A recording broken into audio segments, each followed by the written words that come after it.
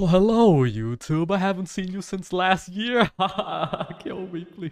Alright, anyways. Taking a little bit of a New Year's break, but today we shall cover everything that I've missed for a bit, yeah? This is the official New Year's art with Ganyu and Keking going on a New Year's date. You know, Ganyu really takes the touch grass to a whole new level because she's actually just eating grass.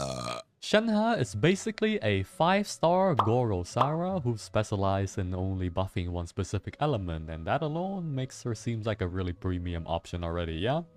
So, Shenhe increases damage of normal charge, plunge, elemental skill, and elemental burst by a certain percentage with her level 20 and 60 passive, but her main selling point is that whenever you do cryo damage on your attack, anyone on your team, Shenhe basically adds another line of damage or increases that damage by an amount, yeah?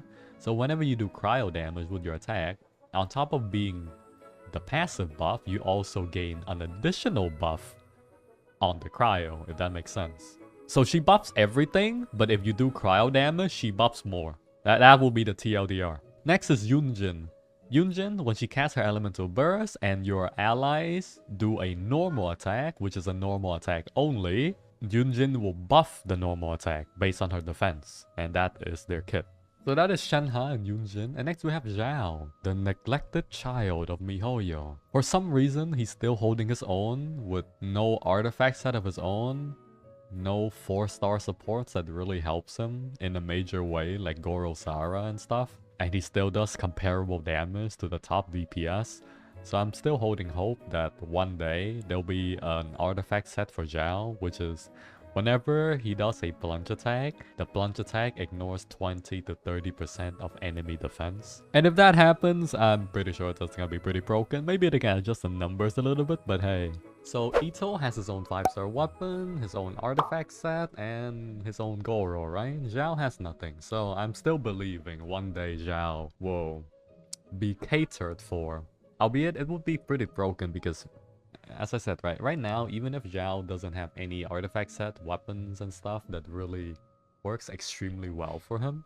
I know there's like Primordial J, Sap of Homa, but those works for like every spear character. And most importantly, right, that the new spear increase elemental damage by 12%, so at R5 maybe 24%. Obtain consummation stack for 20 seconds after using elemental skill, causing attack to raise by 3.2% per second, max 6 stacks, so 3.2 times 6. When the character is not on the field, the attack is doubled. So this weapon seems to be a weapon that's only really specifically designed for Shenhe to use, right? The very high base attack seems to be the selling point, but looking at this weapon, I would assume Shenhe may be a character that, you know, really use attack percentage and high attack just because of how weird this passive looks. And maybe Shenhe will be an off-field character. I don't know. I'm just guessing based on her weapon, you know? Maybe it's just a coincidence, but I think Shenhe will use a lot of attack percentage. Like a lot of attack percentage. Who knows? So those are the first two banned of the patch, right? You know, if I'm realistically speaking, I would just skip both of them, really, because of another reason. I don't think you really need any of them. Zhao is a good singular DPS, well, AoE DPS, right? But the second banner of the patch just seems better, and the next patch seems better as well, so harsh. MiHoYo really did the New Year's onto us, huh? The second banner of the patch is Ganyu, Xingqiu, Beidou, Yanfei. And then Zhongli, Xingqiu, Beidou, Yanfei. So like, Yanfei is the only Pepega here. I know I have like 1 crown on Yanfei, but no, I'm not gonna say build her. Okay? So, for DPS, we recently made a tier list video and I voted that Ganyu is the best first DPS on your account. If she's your very first 5-star DPS, she's very reliable. You just probably play her until you can farm resource to pull other characters, right? Farm Abyss, yeah? Zhongli is a good character to pull if you already have enough damage. Like, damaged characters, really. But if he's your very first 5-star, he doesn't really make your gameplay better, basically. Ganyu and Zhongli. This rerun, they just basically put all danky OP characters in, right? As for the 4-star, Xingqiu Beidou. The first 2 banner, the 4 stars isn't the best, right? But Shenhe Changyun should be a cool duo. The second banner has good 5-star and good 4 stars. Is Yunjin free? Yes, you can select Yunjin for free during the event. So you don't really have to pull the banner even, right? You can literally just select Yunjin. So you don't really have to pull the banner if you want Yunjin, unless you want Constellation, of course. The weapon banner, Calamity and Primordial Jade with a lot of Favonius weapon. Weapon banner, I'll still say fuck it, don't even try. Okay, you know what would be a 5-head idea? You pull the weapon banner first, and depending on the 5-star weapon you get, you decide which character banner to pull, right? I know that sounds uber copium, but hear me out, okay? Because imagine pulling a character here first, and then you go over the weapon banner, and you got the other weapon. Like, how bad would that feel? You know, that would feel garbage, right? That would feel so bad. Actually, I'll be honest, I'm just memeing, okay? It's a weapon banner.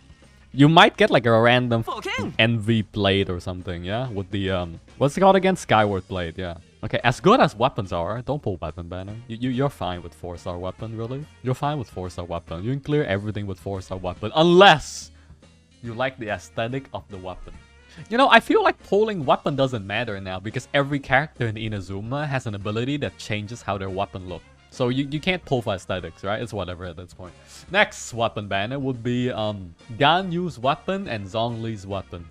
I wouldn't pull this weapon banner, like, at all. Because Ganyu weapon, you can get it from standard banner, and then Zhongli weapon is Pepega. Like, if shield strength stat works on ally, this weapon is like better for shielding than Homa. But because shield strength only works on the character with the shield strength stat, it's kind of Pepega. At the very start of the game, I thought the unforged weapon was strong, so I tried to hunt for the unforged weapon, and it ended up me getting like a bunch of Vortex Vanquisher. And then right after the Vortex Vanquisher banner ends, they release Staff of Homa. You know, that's where the OK Spear thing happened. That's why I have a spear emote on my chat. And it happens on every banner, right? When I was trying to pull for Jade Cutter, I got like Primordial Jade, like, I don't know, 20 of them, right? I got 20 Primordial Jade. 5, 10, 15. Yeah, I got 19 Primordial Jade trying to pull for Jade Cutter. But it's good and bad, right? Because, like, it made me pull Engulfing Lightning instantly. I can only pull Spears. I'm really coping right now, aren't I? But once again, for weapon banner, it's very meh. Both the weapon banner seems very meh, not worth your resource to burn into. The banner, I think the Gunyu banner is the most reliable banner that I would recommend. Zhongli banner will come next. Shenhe is a question mark, depends. Zhao is probably third option if it were to rank the banners. But that is of course how I see things. But the biggest thing why I feel like people should just wait. These two banners, I don't think it's that worth it. These two banners are good, like very good, but you can wait. 10 days before Ganyu and Zhongli banner ends, we'll have more information about Yae Miko. MiHoYo released a little thing about Yae Miko, her little lore, her artworks a bit, right? And I feel like I should wait for patch 2.5. I've been waiting for her for a while, yeah? And I've been trying to follow my my goal. A very simple goal of triple crowning every Electro Mommy character. That's why we have Sarah on Triple Crown. That's why we have Lisa on Triple Crown. That's why we have Beidou on Triple Crown.